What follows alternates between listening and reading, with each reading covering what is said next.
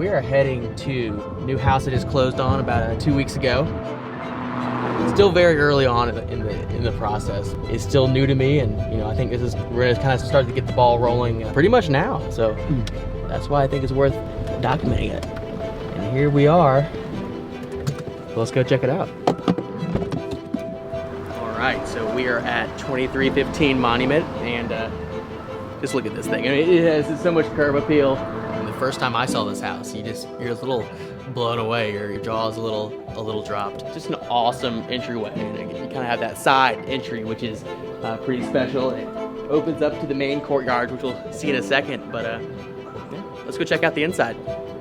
Right when you walk in is, you have that staircase and that gorgeous, limestone floor. And then you go into the library and they have this gorgeous ceiling. And, the first floor, it's almost like, oh my God, like, what did you buy? These two areas are really the heart and the main structure of this whole house. We have this amazing dining room that opens up to this courtyard. And then you get out to the courtyard and you're like, mind is blown. Like, you do not feel like you're in Richmond. Everything is centered around this. I call it right now my reflecting swamp, because I probably need to put some chlorine or something in it. There's so much of this house already intact and preserved so well, but then there's also so many spaces that really do need some work. It really is a blank slate, and I think there's a little bit of that mystery and that aspect that it makes it fun. Those colors should go in that room. I'm gonna work with Avery Frank and some friends that are designers, and and then me. I mean, yeah, I'm not a designer. I play one at Greenfront, but I think it'd be awesome to really see how different furniture talks to each other.